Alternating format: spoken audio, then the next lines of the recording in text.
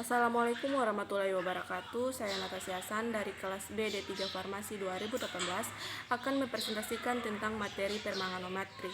Permanganometri terbagi atas 4 pokok bahasan. Yang pertama ada reaksi yang terjadi pada permanganometri, yang kedua contoh kasus yang pada permanganometri, yang ketiga menentukan kadar permanganometri, dan yang terakhir itu cara penetapannya.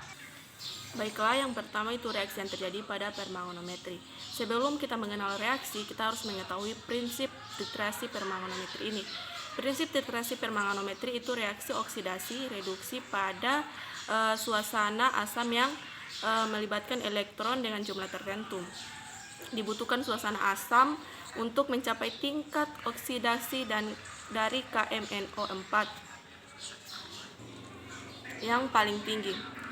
Kemudian itu ada bilangan oksidasi itu lebih dari 7 menjadi lebih dari 2 atau plus 7 dan plus 2. Untuk reaksi yang terjadi yaitu 2KMNO4 tambah 3H2SO4 tambah 5COOH2 menghasilkan 2MnSO4 atau asam cuka, itu ditambah K2SO4 ditambah 8H2O ditambah 10 CO2.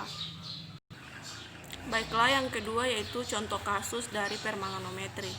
Untuk contoh kasus permanganometri saya ambil satu kasus, yaitu jika sepotong besi, misalkan paku, dia dibenamkan dalam larutan tembaga sulfat, paku itu akan tersalut logam tembaga yang merah. Kemudian sementara itu dapatlah dibuktikan adanya besi dalam larutan. Reaksi yang berlangsung adalah Fe tambah Cu2+, itu menghasilkan Fe2+ tambah Cu. Dalam hal ini logam besi menyambungkan elektron-elektron kepada ion tembaga atau Fe2, teroksidasi menjadi Fe2+ dan Cu2+ tereduksi menjadi Cu2.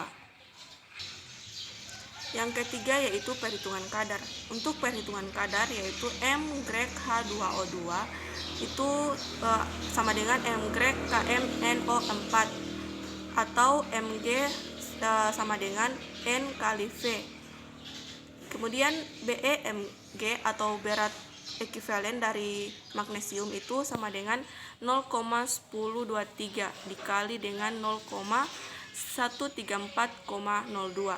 Untuk Mg-nya itu 0,3480 dan Mg dibulatkan menjadi 0,00034 gram. Itu diubah menjadi gram, dari miligram diubah dalam bentuk gram. Untuk persen kadarnya 0,000348 dikali 100%, itu menghasilkan kadar 60% untuk kadar permanganometri. Yang terakhir yaitu cara memperoleh kadar. Untuk cara memperoleh kadar itu kadar bisa dicek melalui proses yang bernama titrasi. Pengertian titrasi asam basa itu sebuah metode analisa kimia yang secara kuantitatif sering digunakan di dalam lab atau laboratorium. Fungsinya adalah untuk menentukan reaktan dan juga konsentrasi. Di dalam proses titrasi yang berlangsung ada titran sebagai larutan yang sudah diketahui konsentrasinya, atau larutan baku. Terdapat pula titran sebagai larutan yang nantinya akan ditentukan konsentrasinya, biasanya pada larutan sampel.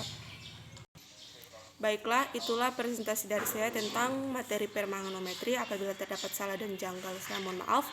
Wabillahi taufiq wal hidayah. Wassalamualaikum warahmatullahi wabarakatuh.